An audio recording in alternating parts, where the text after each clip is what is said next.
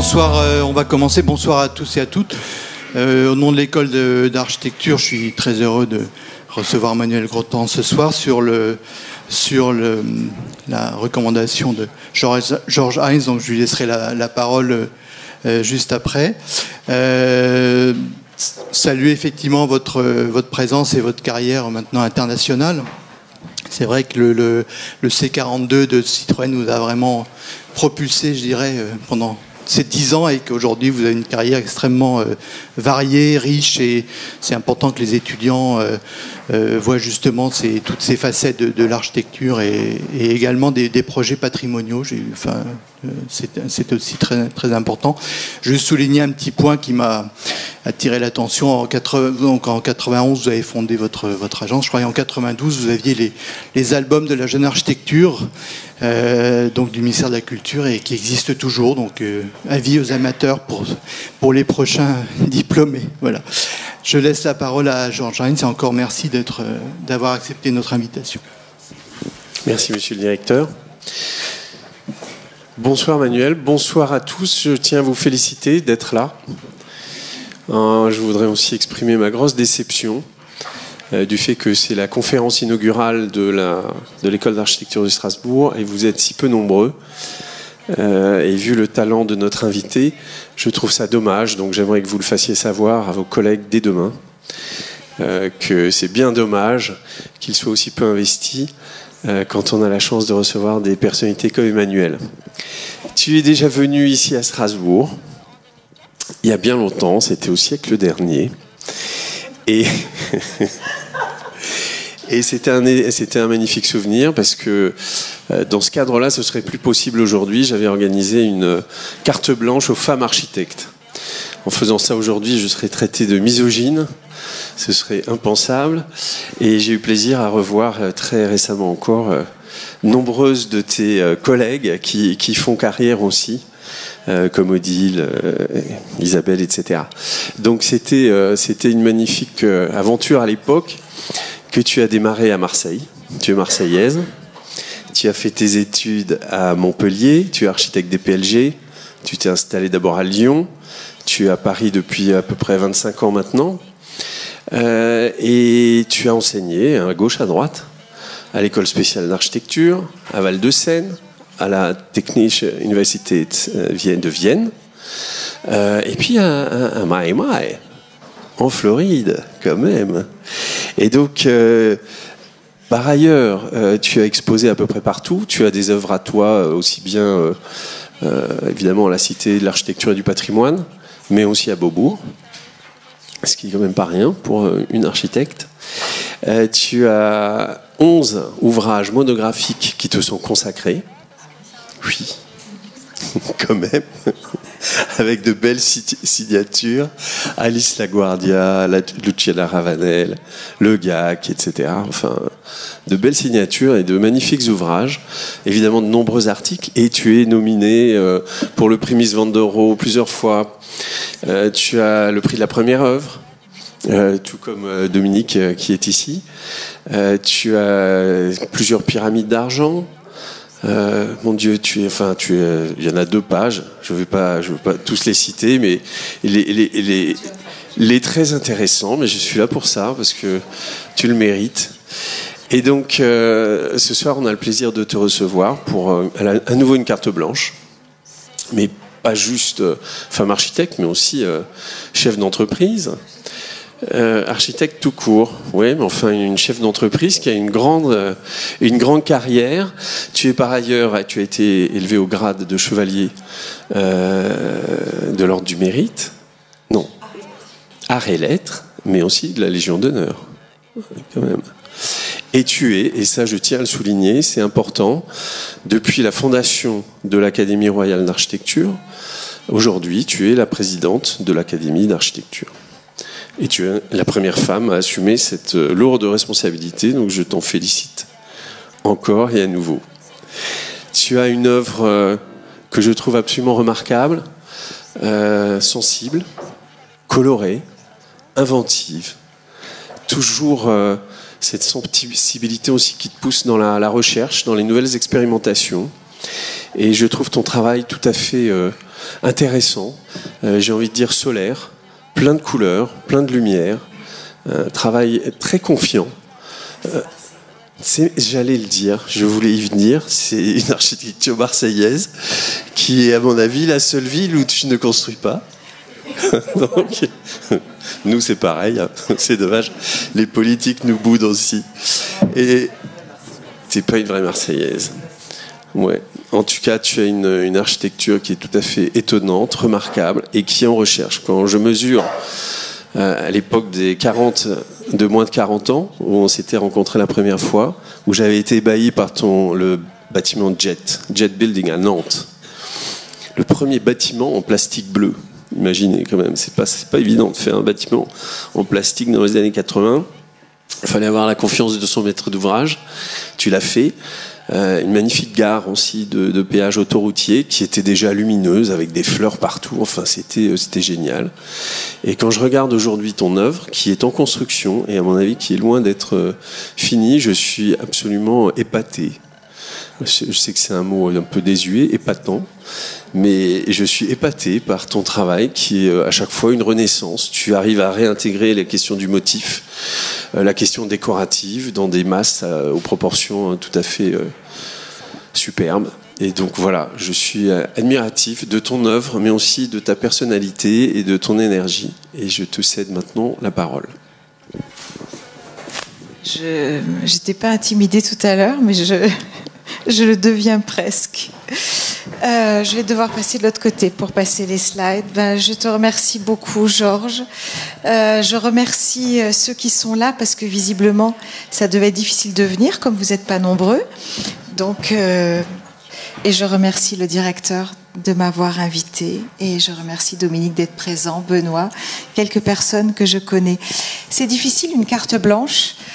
Parce que quand le sujet est trop large et qu'on n'a pas de contraintes, il faut cerner un petit peu. J'ai pris la décision de ne pas montrer beaucoup de projets, mais de montrer des projets qui me questionnent moi-même sur l'évolution du métier, parce que le métier évolue comme il l'a toujours fait. Et finalement, les commandes qu'on a aujourd'hui sont très très différentes de celles qu'on avait il y a 15-20 ans et elles sont quelque part beaucoup plus passionnantes.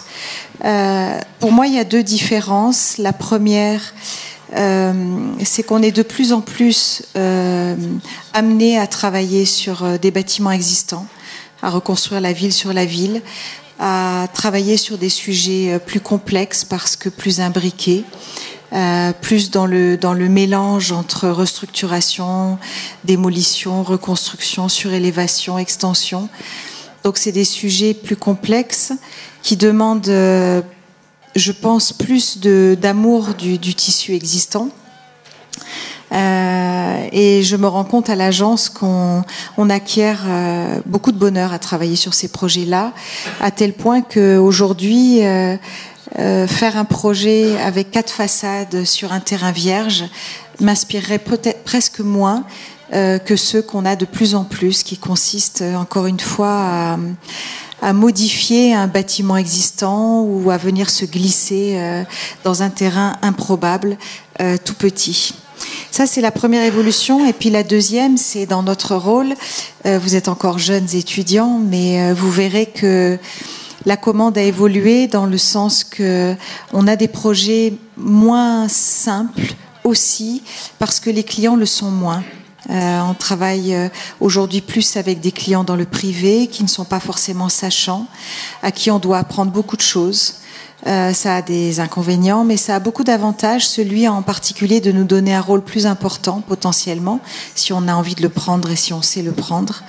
Un rôle un peu de chef d'orchestre, de conseil en amont, qui peut influer sur la programmation, sur le contenu. Et finalement, si on sait bien s'y prendre, on a un rôle d'architecte, mais très politique aussi, qu'il faut, je pense, que vous appreniez à développer et à apprendre. J'ai décidé de mettre quelques photos. Il y a eu un grand sommet sur la ville il y a quelques jours à Paris. Et l'ancien maire de New York, Michael Bloomberg, disait que le défi des villes n'est que à son début. Les villes n'ont pas fini de nous étonner. Ça n'est que le commencement de la révolution des villes. C'est vrai que je pense que c'est le foyer de notre civilisation. Enfin, c'est l'endroit où on vivra de plus en plus. Un endroit aussi où on a envie de vivre, où on est inexorablement attiré. Quelque part, si on prend du recul, les villes sont belles. Elles sont magnifiques. C'est quand même des chefs-d'œuvre de l'humanité, d'une complexité absolument incroyable, d'une richesse incroyable. C'est beaucoup de savoir finalement qui se mettent en place dans une ville. Et puis c'est aussi le lieu de nos rêves. Voilà, on la construit la ville, mais on la rêve. Il n'y a pas un grand film où elle n'est pas présente, elle n'est pas rêvée, elle n'est pas filmée, elle n'est pas imaginée. Ça, c'est Blade Runner. Donc aujourd'hui, je me cantonne à montrer juste 3 projets qui sont importants. D'abord parce que je suis une grande amoureuse des villes européennes. De plus en plus, en voyageant, on s'aperçoit qu'il y a une vraie culture européenne. Je suis extrêmement européenne. Quand je voyage à l'étranger, j'aime bien dire que je suis européenne avant de dire que je suis française. Bon, évidemment, il y a le petit accent qui peut-être fait comprendre que je suis française, mais c'est important de dire qu'on est européen et de le crier haut et fort. Quand on va loin de l'Europe, on se rend compte qu'il y a un tissu européen, des racines communes, des villes qui sont finalement toutes parties d'une histoire souvent identique, et elles ont de fortes similitudes, en même temps de grandes différences, mais des racines vraiment identiques. Et je pense que les projets culturels, ça fait partie d'une spécificité des villes européennes. Le premier projet donc, que je montre, ce sont les cinémas d'Alésia. Sur un site dans Paris. Justement, ça fait partie de ces projets extrêmement complexes. C'est en réalité une sorte de démolition-reconstruction, une petite pièce d'un puzzle urbain qu'on est amené à remplacer. L'idée de Gaumont-Pathé, le maître d'ouvrage, c'était de faire revenir le cinéma en ville, comparativement par exemple à des gros multiplex que vous avez à Strasbourg.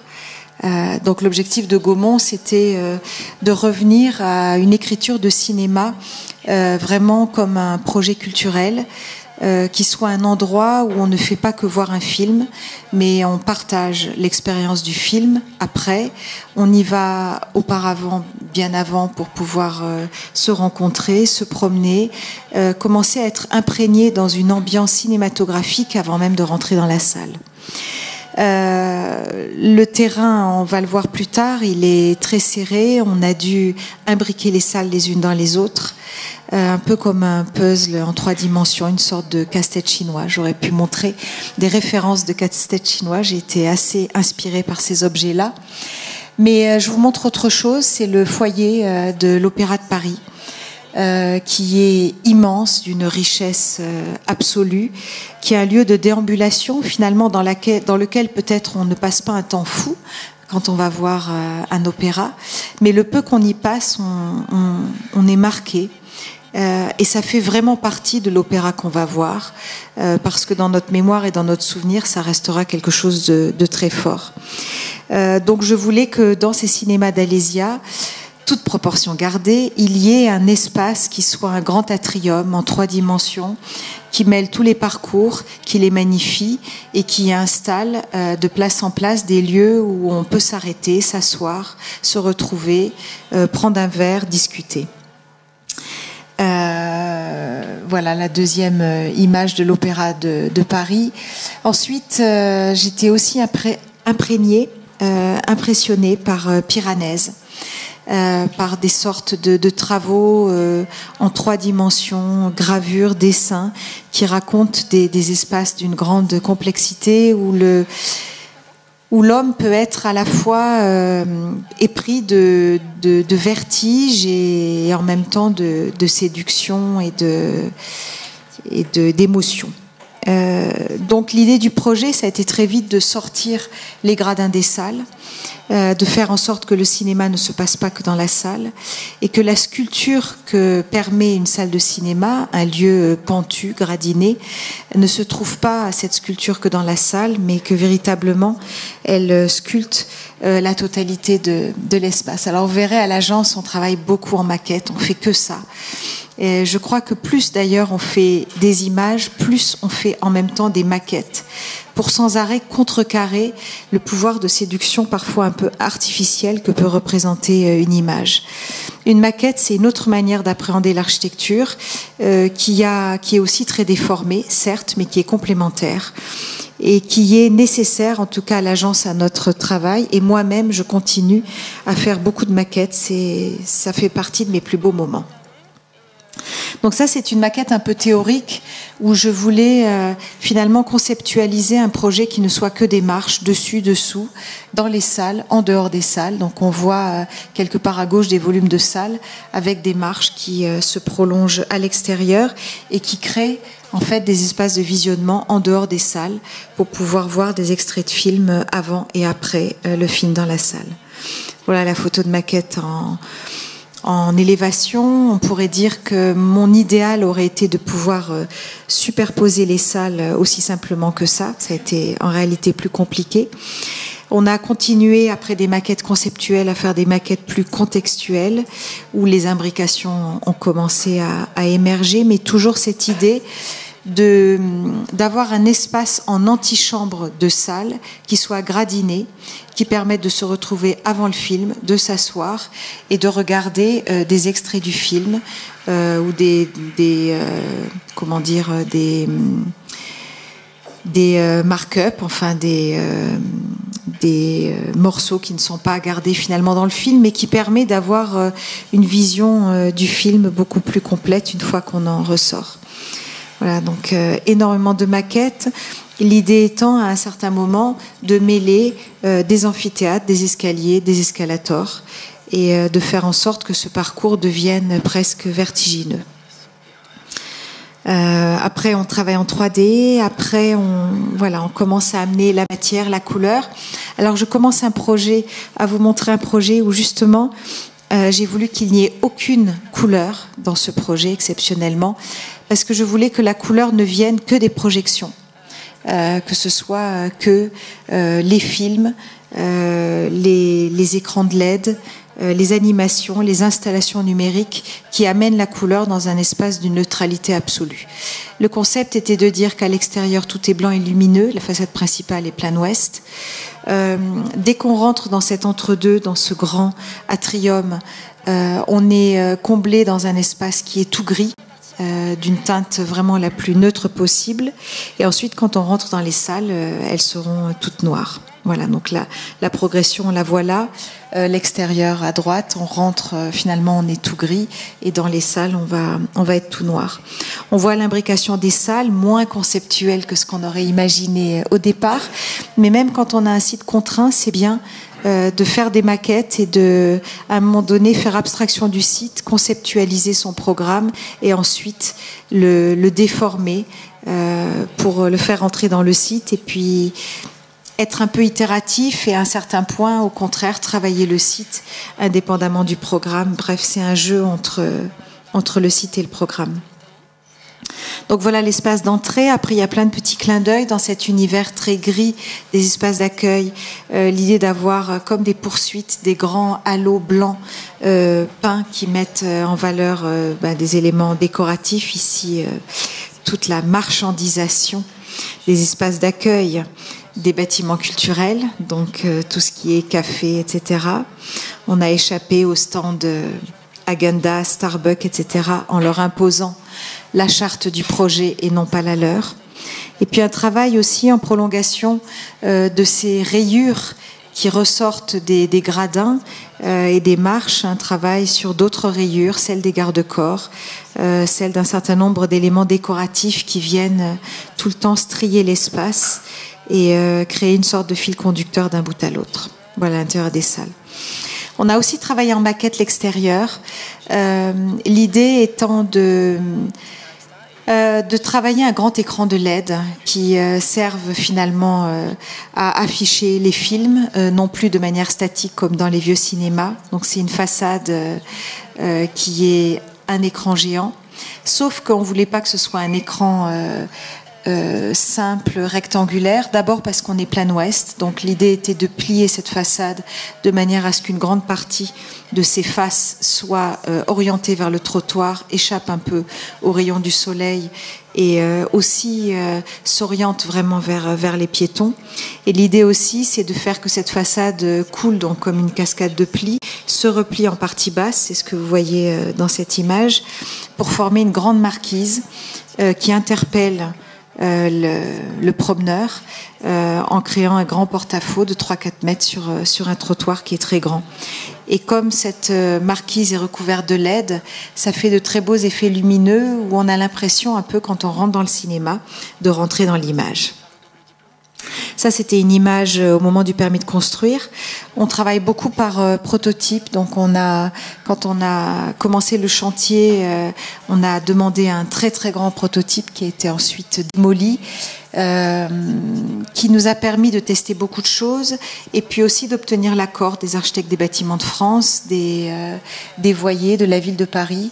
Donc c'est un prototype où on commence à voir le travail qu'on a fait, qui est un travail de floutage de l'image. On voulait que l'écran ne soit pas rectangulaire, donc que sa densité de LED progressivement se délite quand on va se perdre vers les bordures, pour que l'image n'ait pas un contour net, mais encore une fois se floute sur les bordures de la façade. Donc on a créé différentes densités de LED, avec en extrémité à droite ici, on a la même chose à gauche, des LED qui deviennent beaucoup plus gros, beaucoup plus espacés, et qui donnent au final une image qui est très très belle. Voilà, ça c'était les prototypes, ça c'est la façade réalisée avec ce floutage sur les bords. L'idée aussi est d'autoriser Gaumont-Pathé à utiliser cet écran comme une image unique, mais aussi la possibilité de pouvoir utiliser chaque facette de la façade pour y mettre une image distincte, donc pour à la limite prévenir d'une programmation sur 6 mois avec 15 contenus différents. L'idée est aussi d'offrir cette façade dans le cadre des Nuits Blanches, dans le cadre de festivals artistiques, de la donner, de la prêter à des artistes multimédia pour qu'ils se l'approprient. Là, c'est pas un artiste multimédia, c'est toujours pour une projection de film, mais c'est une de mes affiches préférées parce que la scénographie utilise vraiment bien la pixelisation latérale de la façade. Voilà, on a l'impression que c'est une sorte de splash d'image qui est envoyé sur la façade et qui, par son côté un peu flouté, lui confère une certaine poésie. Il y a tout le travail aussi sur la marquise qui permet des superpositions. Cette façade est en réalité translucide. L'écran de LED est constitué de barrettes qui sont installées devant une façade rideau, un mur rideau. Donc on a aussi accessoirement la constitution d'un brise-soleil avec cet écran. Et puis le fait, alors je ne sais pas si j'ai mis des images, mais que de l'intérieur on a un très bel effet, la lumière et la couleur des LED a tendance à baver, elle re-rentre à l'intérieur du bâtiment, ce qui fait que quand on se promène sur les galeries, on voit un tout petit peu l'image qui est à l'extérieur, on la devine de l'intérieur. Voilà, ça c'est une image qui a été faite par un photographe, c'est juste au téléobjectif, mais pour montrer la richesse d'une façade contemporaine aux côtés d'une façade plus haussmannienne. Et finalement le contraste, mais certaines similitudes dans un travail de modénature, d'ornementation, qui est différent, mais qui a certains points de comparaison. Voilà la marquise, l'effet qui est au sol très fort, qui permet d'inonder de lumière ce morceau de trottoir. Et une vue de loin.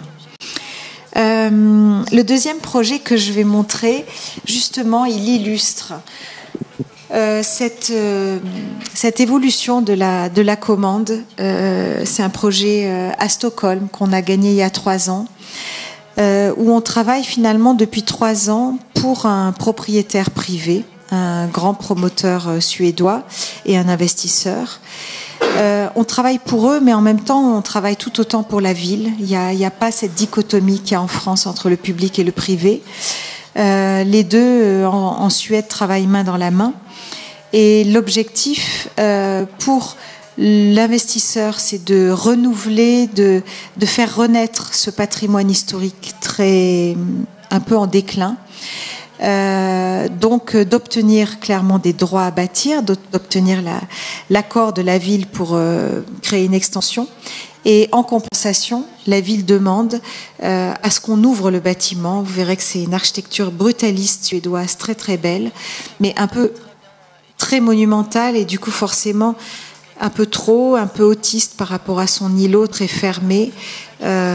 Donc l'objectif, c'est d'ouvrir l'îlot, de faire en sorte que la place intérieure s'ouvre sur le quartier, qu'on y installe des activités commerciales en sous-sol qui s'ouvrent sur un grand patio, qu'on retravaille le pont qui est ici. Donc le bâtiment est ici.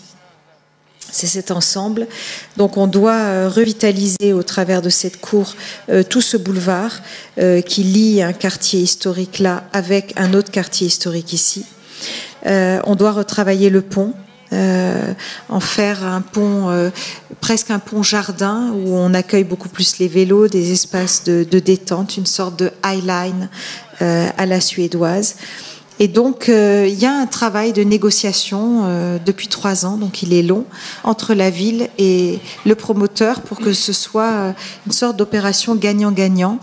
La ville va gagner un épanouissement du quartier, des travaux qu'elle n'aurait pas pu financer elle-même, et le promoteur va gagner des mètres carrés.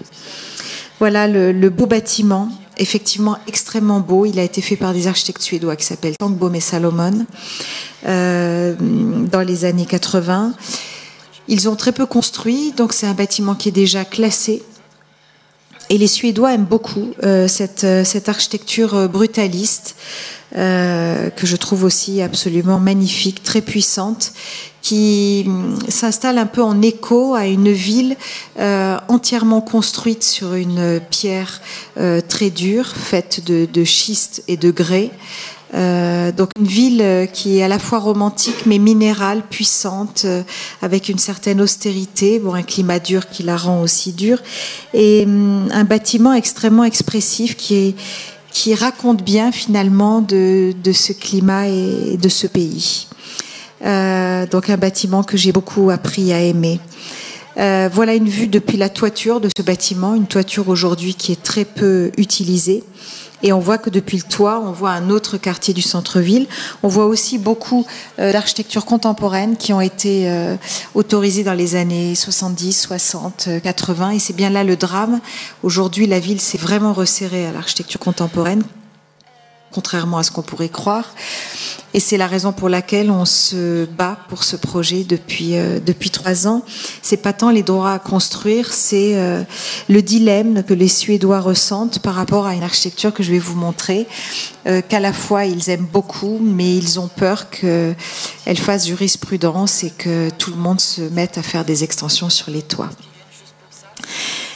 Pourtant, on a beaucoup analysé la skyline suédoise. Elle est hétéroclite d'une certaine manière. Il y a beaucoup d'époques qui ont été exprimées, comme je le disais à l'instant, les années 60, 70, 80. Pas toujours très positivement, je trouve, si je peux me permettre, pour eux.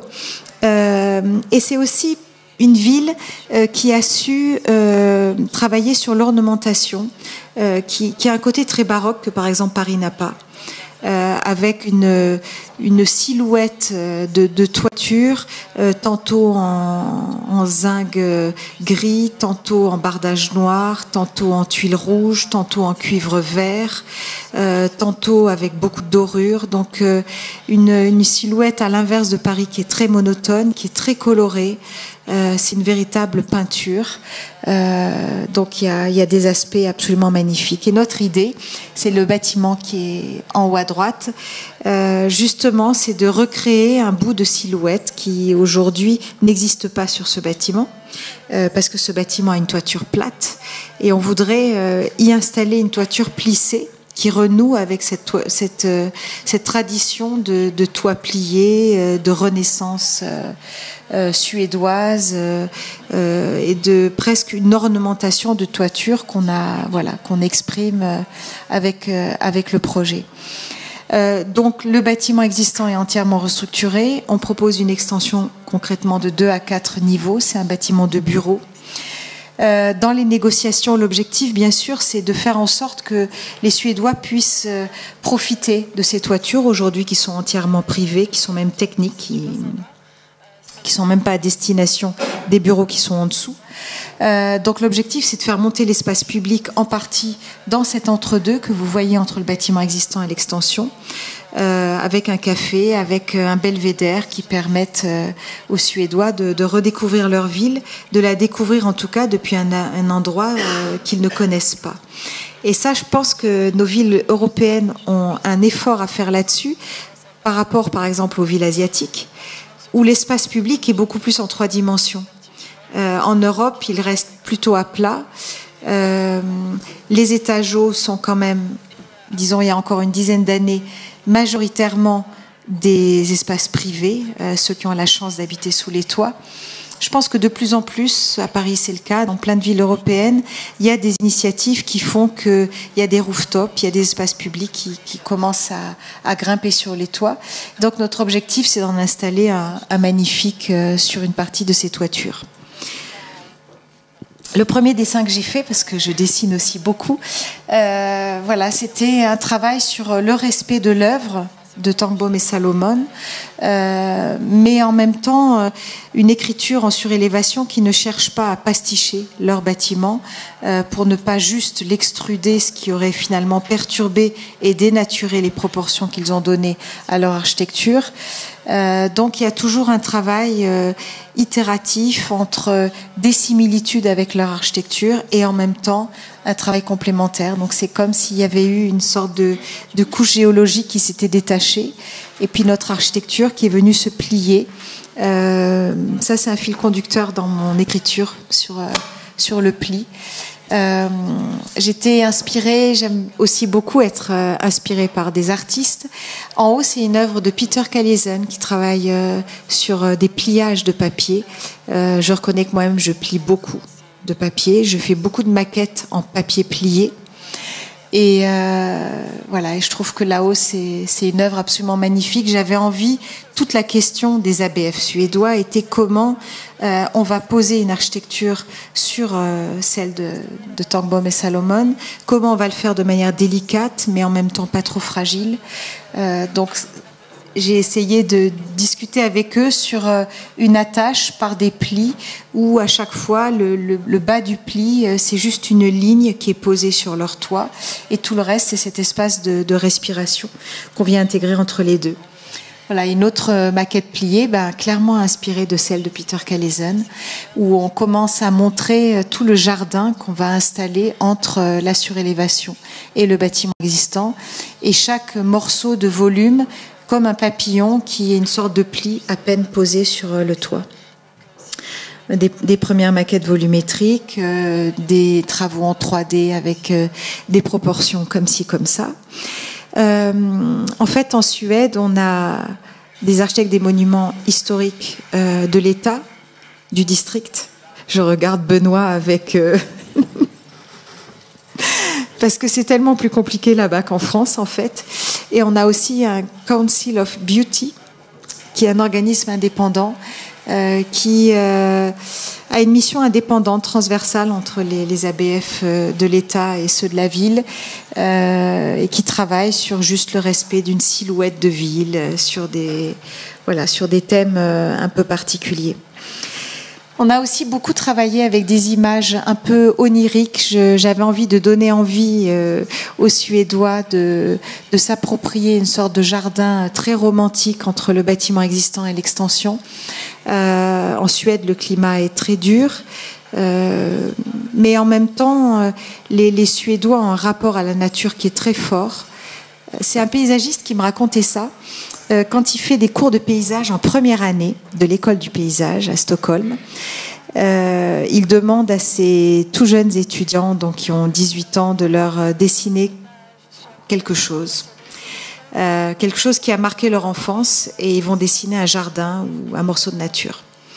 Et il a une fois fait cours, plusieurs fois, enfin une fois en France et plusieurs fois en Italie. Et à chaque fois qu'il posait cette question, les étudiants dessinaient soit des maisons, soit des bouts de ville. Et donc il en est venu à créer une sorte de discours sur une culture totalement opposée entre les Latins, dont la racine vraiment c'est la ville, et les pays d'Europe du Nord, la racine c'est vraiment le paysage, c'est l'arbre, c'est le jardin. Voilà, donc on a beaucoup travaillé sur ce projet avec un paysagiste de Stockholm pour inventer un jardin entre deux qui finalement aura la chance de travailler sur des plantes typiquement suédoises, parce qu'on ne veut pas d'un travail non plus exotique, mais en même temps des plantes plus fragiles qui pourraient mal vivre en pleine terre et qui ici vont trouver une sorte de climat intermédiaire parce qu'elles seront en partie protégées par des vitrages. Voilà, donc on a tout un travail sur le paysage entre l'existant et l'extension. Voilà, donc on a fait beaucoup d'images. Au début très blanche pour ne pas travailler la couleur dès le début du projet, ce qu'on fait souvent à l'agence. D'abord travailler sur les volumes, sur le programme, sur ce paysage qu'on est venu insérer et comment on est venu l'insérer, et on verra qu'après la couleur va venir. Ça, ce sont les sous-phases de cette volumétrie. On a voulu diffracter le jardin qu'on vient créer dans cet espace intermédiaire, de telle sorte à ce que depuis le trottoir, depuis des perspectives lointaines, on voit les arbres par-dessous et on voit ce jardin. Il y a un travail qui commence à apparaître aussi, c'est un travail sur des écailles. Donc il y a eu la question de la matérialité qu'on a aussi beaucoup travaillé là-bas avec des consultants. Les Suédois sont fascinés, et nous aussi, par leur lumière du Nord, qui est extrêmement belle, extrêmement variée. Et donc l'idée du projet, c'était de créer sur l'existant une architecture légère, qui n'essaye encore une fois pas du tout de pasticher l'expression très puissante de cette architecture de l'existant, du socle. Donc l'idée a été de créer des écailles de verre inclinées qui réfléchissent le ciel et qui permettent du coup de faire du projet un peu comme un caméléon qui va raconter toutes les lumières du soir, du matin, et donc tour à tour être violacé, gris, blanc. Les ciels sont extrêmement variés. Voilà le travail sur les jardins. Donc entre-temps, les jardins sont rentrés à l'intérieur. Le travail sur les écailles, aussi des inspirations dans la nature, la glace, et ensuite, une étape supplémentaire donc sur la couleur.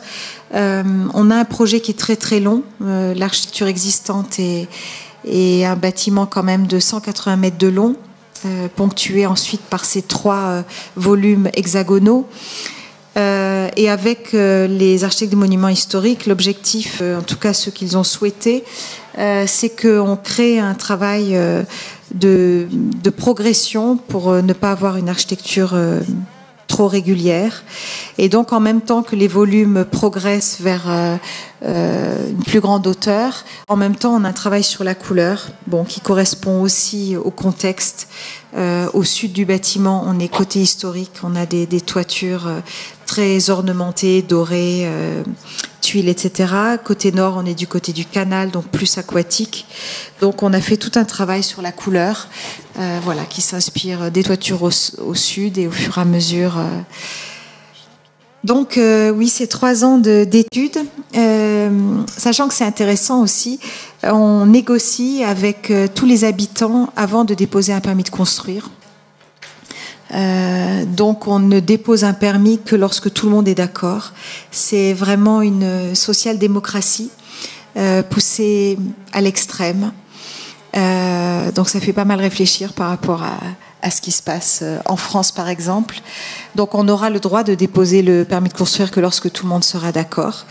Et c'est vrai que par contre, comme partout ailleurs, c'est ceux qui ne sont pas contents qui râlent et ceux qui sont contents qui ne disent rien. Donc il y a un travail de pédagogie qui est extrêmement long. On n'en est encore qu'à l'esquisse au bout de 3 ans.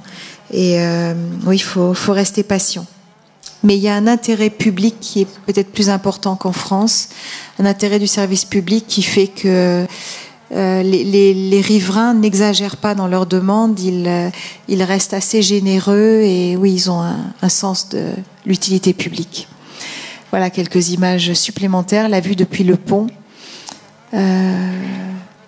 Voilà, et puis le travail sur les ciels, l'inscription dans la silhouette qu'on a faite dans tous les sens et depuis tous les points de vue en hauteur de la ville pour à chaque fois vérifier que notre projet ne perturbe pas cette silhouette. Et là, on est au milieu en fait.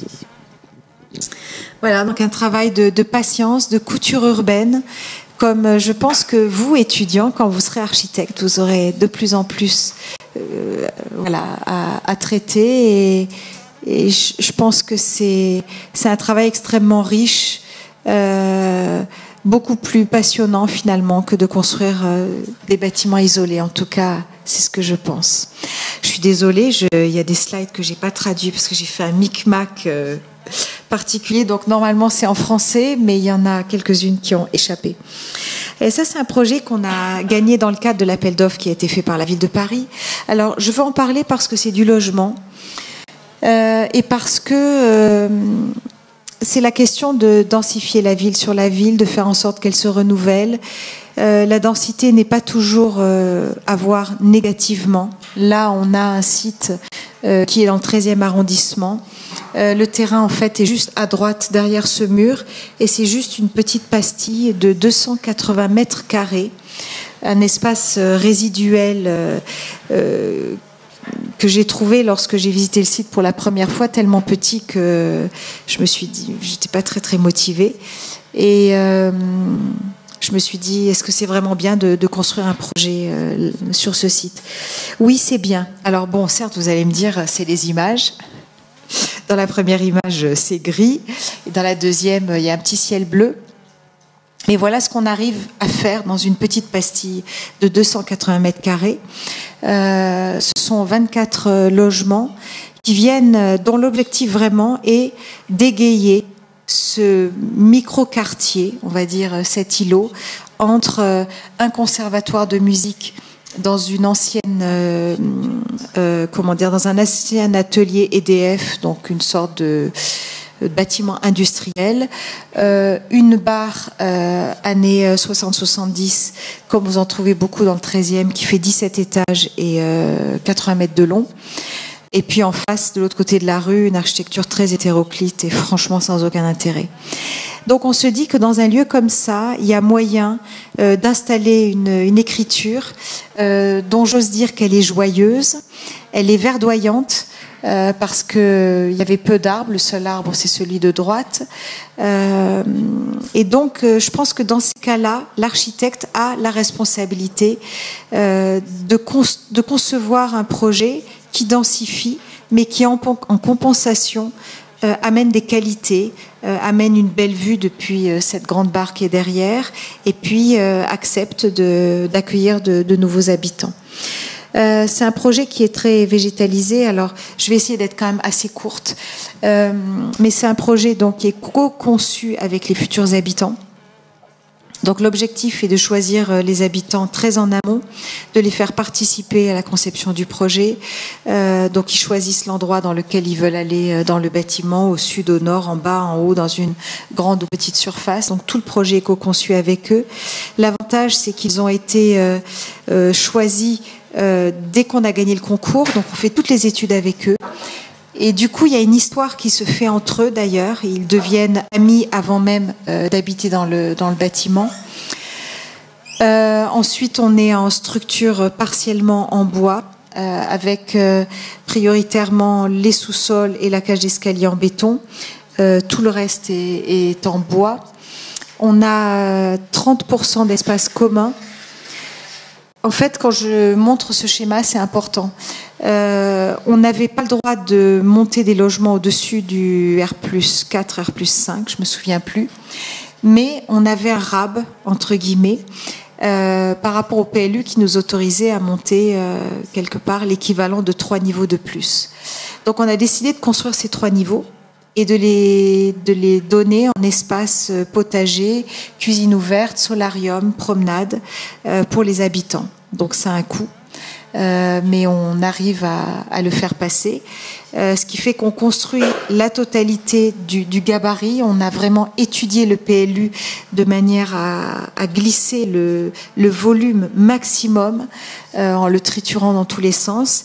Et par contre, au niveau de la surface habitable, on est resté en R+5. On a là aussi beaucoup travaillé en maquette avec cette idée de logement rayonnant autour de la cage d'escalier centrale. Donc beaucoup de travail sur l'intérieur des appartements. On reste dans un site avec beaucoup de vis-à-vis. Donc on verra d'ailleurs que le travail sur la végétalisation des façades est aussi pour donner de l'intimité. On n'aura peut-être pas une lumière naturelle folle, mais au moins on n'aura pas de vis-à-vis. On sera dans une ambiance un peu bucolique et très verdoyante qui sera constituée par le paysage de ces jardinières. Voilà les 30% d'espace commun. Bon, c'est classique, mais en même temps, voilà, ça existe et on arrive à le payer. Toujours dans un projet de logement à Paris où on est à 30% de logement social. Donc on voit ici les 3 niveaux supérieurs qui sont pour les habitants, donc cuisine ouverte, deux espaces de cuisine ouverte d'ailleurs, s'il y a 2 familles en même temps qui veulent faire des fêtes séparées. Ensuite le potager et ensuite le solarium qui est encore au-dessus. Voilà la vue depuis, par exemple, un des bâtiments hauts du quartier. Et puis donc le travail sur les jardinières qui apparaît en maquette. On a voulu que la façade est finalement très vitrée.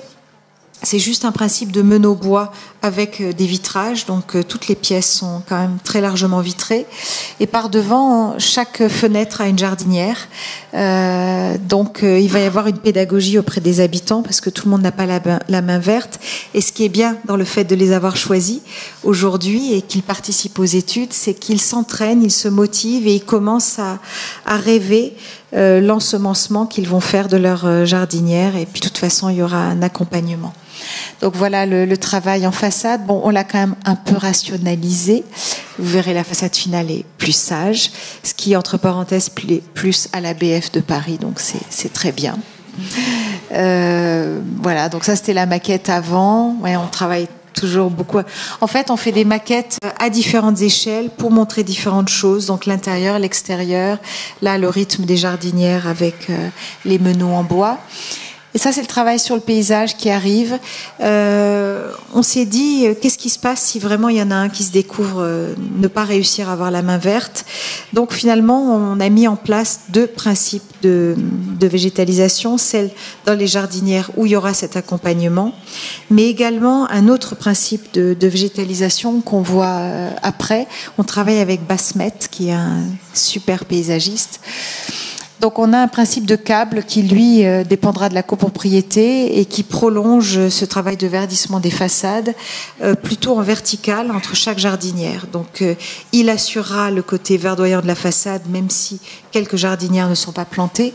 Et puis aussi, il assurera une intimité supplémentaire pour les habitants. Pour nous, l'intimité, c'est important parce que voilà, les vis-à-vis sont quand même importants. Ça, c'est la façade finale. Donc que la BF préfère. Bon, ben on va dire que moi aussi. Voilà, avec les câbles, une certaine rationalité, un projet qui est quand même, qui reste un peu dégingandé par rapport aux contraintes du PLU, et c'est ça qui fait aussi son côté un peu joyeux. Donc les contraintes du PLU qui le font partir en terrasse au sud, à l'ouest, une servitude de sortie de secours du conservatoire qui fait qu'on enjambe un volume qui ne nous appartient pas. Mais c'est les contraintes qui font finalement un objet assez improbable au milieu du quartier. Voilà la structure mixte. On est en fait presque une structure avec 3 matériaux, parce qu'on s'est dit que pour faire des économies, c'était le meilleur matériau au meilleur endroit. Donc le béton en bas, comme un tronc d'arbre et ses racines, le bois autour, comme les feuillages, et puis les 2 derniers niveaux en métal, comme un accastillage de bateau. Très léger qui vient un peu en proue coiffer le bâtiment. Bon, le bois, je dois être honnête, n'est pas partout parce qu'on n'arrive pas financièrement à le faire passer partout. Le dernier projet que je montre, c'est un projet que j'ai gagné en Australie il y a 2 ans. Et je le montre parce que ce projet finalement m'a appris à travailler complètement différemment. Et je pense que c'est pas le seul pays qui travaille comme ça. On est à Parramatta, dans le grand Sydney, c'est un peu l'équivalent de la Défense. Le programme, c'est une extension de la mairie, c'est ce qu'ils appellent un civic center. Là aussi, c'est très intéressant parce que c'est un programme où ils ont vraiment l'envie de faire en sorte que les habitants rencontrent les élus. Et donc toute la programmation est conçue autour d'une bibliothèque qui est une sorte de fil d'Ariane qui guide le public progressivement vers des espaces de plus en plus confidentiels, mais de plus en plus en lien avec les élus. Donc quand on démarre au rez-de-chaussée, c'est plutôt la grande bibliothèque, boutique, etc. Plus on monte des espaces de lecture, de recherche, des espaces calmes, et puis toutes les chambres des conseils municipaux et de débats qui sont ouvertes au public en Australie et qui sont l'aboutissement de la bibliothèque, donc dans espaces dans lesquels les habitants pourront venir régulièrement de manière totalement libre. Donc il y a la volonté d'une vraie ouverture des lieux normalement destinés aux élus, aux habitants de la ville. Et ce qui m'a par contre le plus impressionné, je crois que c'est comme ça aussi que l'architecture suisse se construit, c'est qu'il n'y avait pas de gabarit de PLU, mais le gabarit, on ne devait le faire que par rapport aux courbes du soleil. Donc le cahier des charges était tout simple, mais horriblement contraignant. Finalement, il était que la place qui est au sud du bâtiment ne devait jamais avoir d'ombre, ne devait pas avoir d'ombre, ne serait-ce que 10 minutes le jour le plus bas de l'année, parce que c'est la place principale de ce district, Parramatta, et que le soleil est important pour eux. Donc le bâtiment, en gros, ne doit jamais porter ombre sur cette place. Et finalement, au lieu de travailler le projet en contournant cette règle et en adoptant une architecture assez formelle de boîte ou autre, on a pris les courbes du soleil et on a sculpté. On a pris le soleil le 21 juin à midi et c'est ce soleil-là qui a sculpté toute la volumétrie du projet. Je reconnais que ça m'a beaucoup appris parce que finalement aujourd'hui, en plus des PLU, des contraintes urbanistiques, je reconnais que je fais plus attention à l'ensoleillement et aux portées atteintes d'un bâtiment que l'on peut concevoir sur l'espace public. Je pense que l'espace public c'est hyper important et justement plus on va densifier, plus il faudra quand même se poser la question de maintenir dans nos espaces publics un ensoleillement minimum. Voilà, donc on est parti de cette contrainte, j'ai fait plein de schémas, mais schématisés par cette première pente, et puis au fur et à mesure, comme le soleil n'est pas tout à fait perpendiculaire, on a contourné le soleil qui vient se glisser strictement parallèlement à la courbe qu'on a mise en place. Donc on a beaucoup travaillé en maquette, on a fait plein de solutions différentes, et vous verrez qu'on a abouti à celle-ci. Alors évidemment, je ne voulais pas d'architecture courbe en 3 dimensions pour des raisons financières. Je suis pas très blobesque. Donc l'idée, ça a été de constituer cette courbe avec une série d'écailles, à chaque fois qui représente une hauteur d'étage, qui vont permettre d'ailleurs de créer des toutes petites terrasses qui nous sont extrêmement bénéfiques aujourd'hui pour l'entretien de la façade. Et donc c'est cette série d'écailles qui constitue la grande courbe qui laisse glisser le soleil le jour le plus bas de l'année. On vient s'installer par-dessus, partiellement par-dessus la petite mairie existante que vous avez vue tout au début. Alors même en Australie, il y a des bâtiments qui sont inscrits et classés. Voilà, donc vous la voyez à gauche en rose, voilà, c'est ça. Petite mairie début du XXe qui est extrêmement appréciée, mais on a quand même le droit de venir par-dessus avec un certain porte-à-faux parce qu'on n'avait pas la place sinon et parce qu'on resserre les liens entre quelques espaces qui resteront dans ce bâtiment existant et tous les nouveaux. Donc on voit ici la manière dont on vient coiffer la toiture de la mairie existante. Voilà l'image qu'on a déposée pour le permis de construire.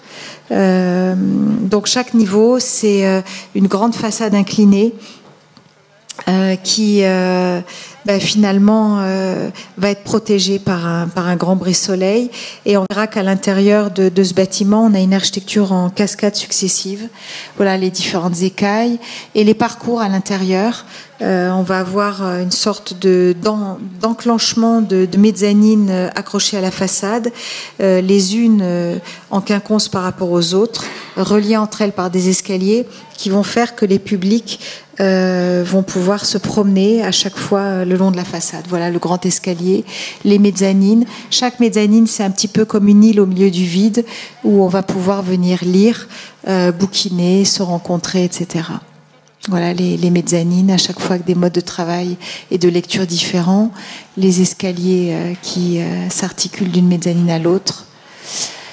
Le travail en 3 dimensions.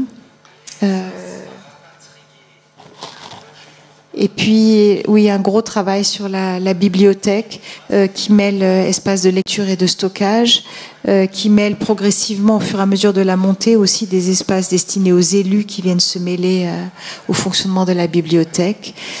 Bref, je passe, mais c'est vrai qu'il y a un gros travail aussi avec les équipes de la ville pour concevoir une bibliothèque finalement très ouverte à tous, mais dans laquelle il faudra faire attention qu'il n'y ait pas de vol, voilà, qu'il y ait à la fois du bruit mais pas trop, qu'il y ait différentes manières de lire. On veut pouvoir lire dans des trampolines, dans des sofas, debout, assis, etc.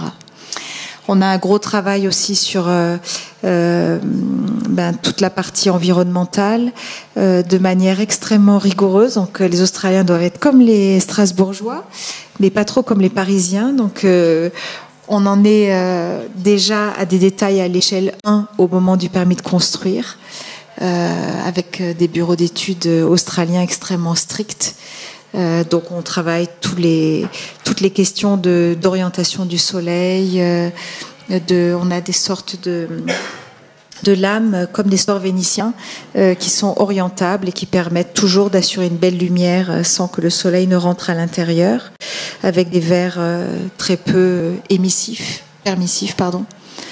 Voilà, ça c'est une autre image, mais je ne devrais pas la remettre, elle est un peu obsolète. Voilà, peut-être celui-là je ne vais pas le montrer, je préfère que vous posiez des questions. Mais voilà, c'est toutes mes problématiques de anciens, nouveaux, dans lesquels on se régale de plus en plus à l'agence. Ça, c'est notre agence. Je voulais terminer par une petite touche. Voilà notre agence, les maquettes. Au milieu des bureaux, au milieu de nos tables, il y a plein de maquettes dans tous les sens, qu'on photographie, qu'on triture, qu'on modifie, qu'on jette et qu'on reconstruit. Voilà, donc on est presque un atelier de maquettes autant qu'un atelier d'architecture. J'ai fini.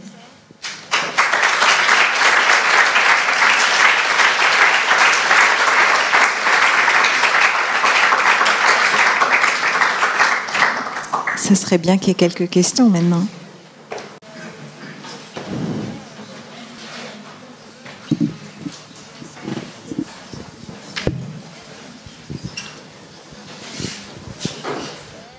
Pas d'inspiration.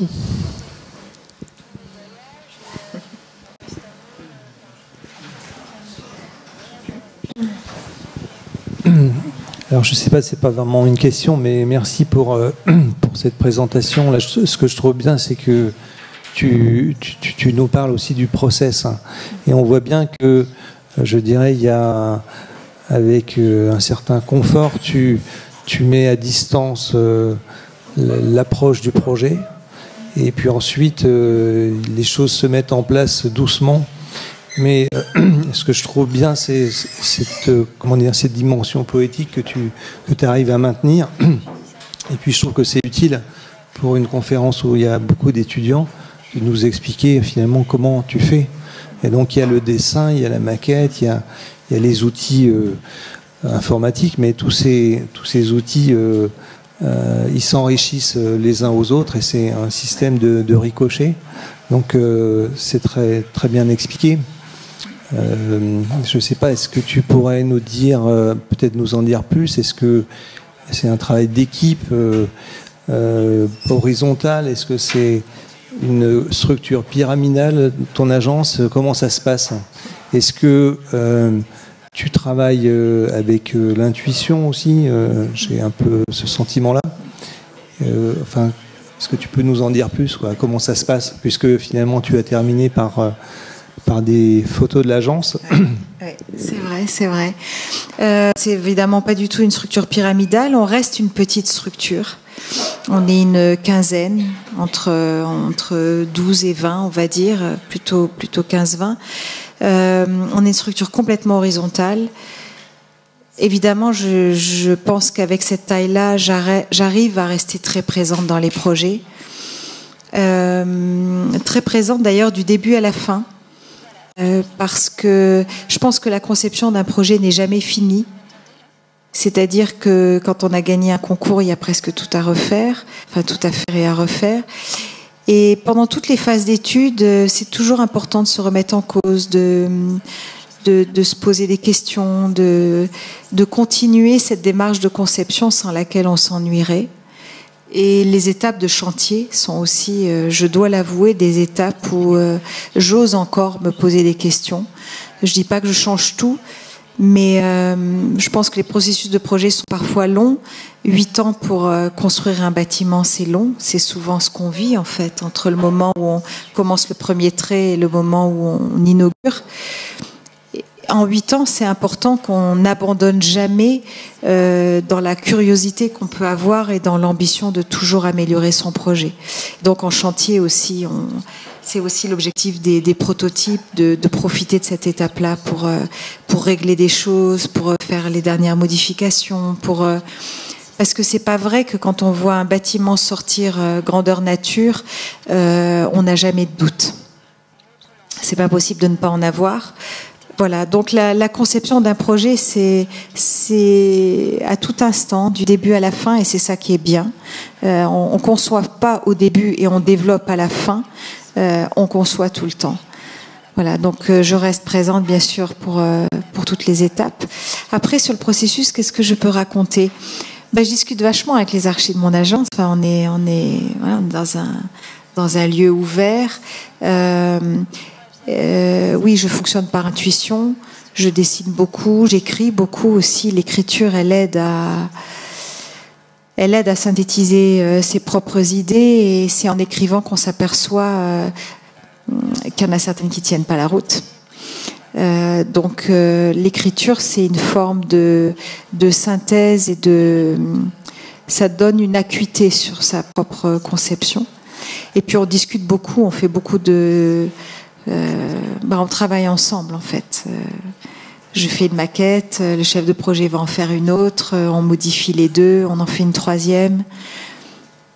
C'est ça qui est génial dans l'architecture, et je pense dans toute agence d'archi, c'est qu'un architecte soit stagiaire ou diplômé, finalement, je pense qu'il peut vraiment intervenir sur la conception d'un projet dans une agence. Il peut amener une pierre à l'édifice. Je pense que c'est par le dialogue et par l'écoute que l'architecture se conçoit aussi. C'est pas une pensée solitaire.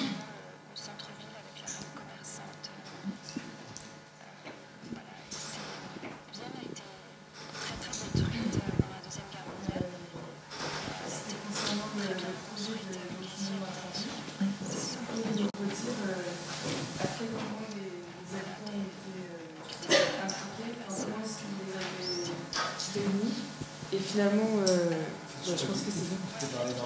Ah, pardon. Donc c'était le... Ah oui, c'est vrai. Ouais. Donc concernant votre projet de logement à Paris, à quel moment est-ce que les habitants ont été impliqués dans la conception du bâtiment et comment est-ce que vous avez travaillé avec eux, si c'était avec, enfin, si beaucoup d'ateliers avec eux ou non, et comment est-ce que vous avez réuni aussi ce groupe d'habitants, comment vous les avez trouvés, et est-ce que c'est eux qui financent le projet directement ou... Alors dans l'ordre, c'est un concours qu'on a gagné. Donc quand on a gagné le concours, on n'avait pas encore les habitants. Le maître d'ouvrage a fait a lancé une sorte d'opération qu'il a appelée une manifestation d'intérêt pour recueillir des personnes qui seraient intéressées pour acheter des logements dans ce bâtiment-là. Donc en social, on a 6 logements qui sont affectés directement et 6 moins 26, on en a une vingtaine ou 19 seulement qui étaient à vendre. Et on a eu 1600 réponses. Bon, c'est normal.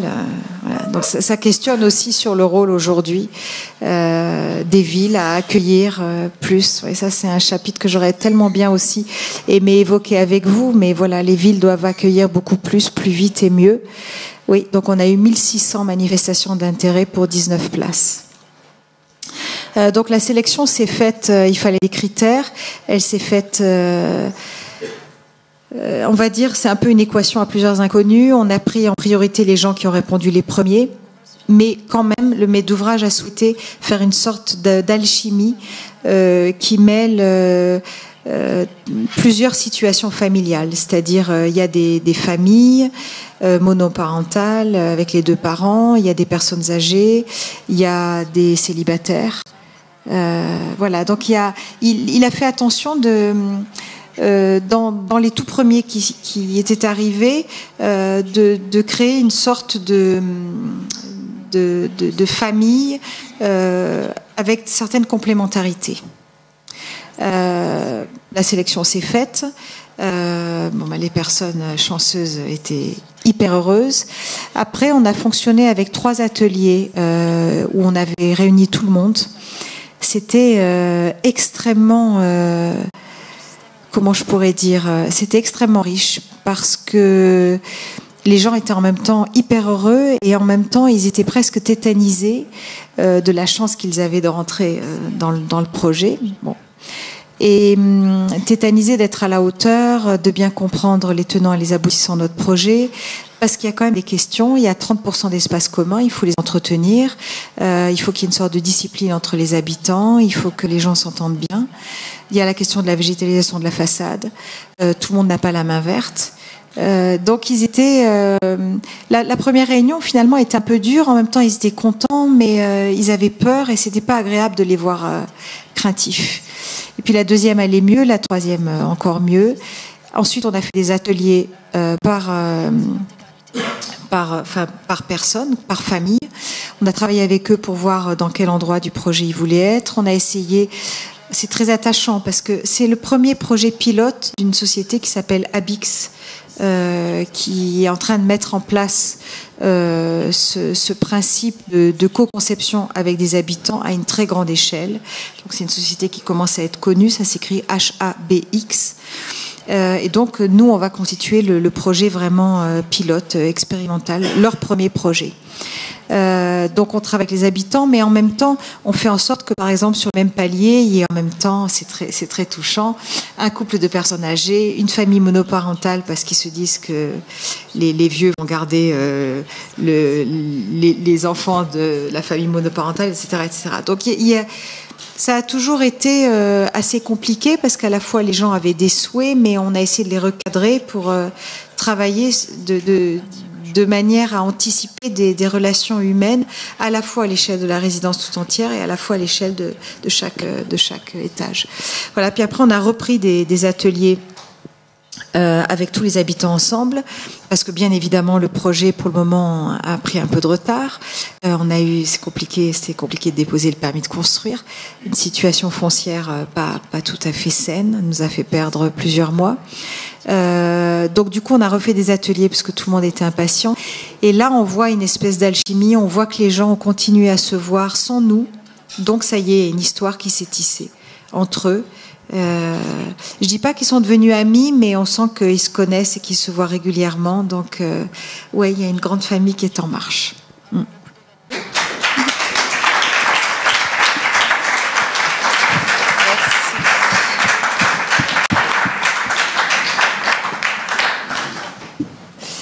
Bon, j'espère que vous allez faire une année remarquable à l'école. Merci beaucoup pour C'est comme des fous.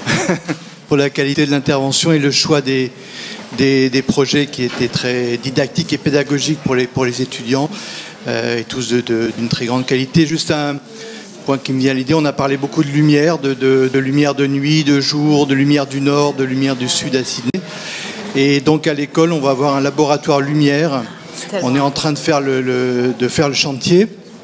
Et donc on va reproduire dans deux boîtes à la fois une lumière diffuse et une lumière directe du soleil. Donc on aura peut-être l'occasion de se rencontrer à ce moment-là. Voilà, merci encore pour la qualité de cette intervention et pour votre présence. Merci beaucoup. Merci.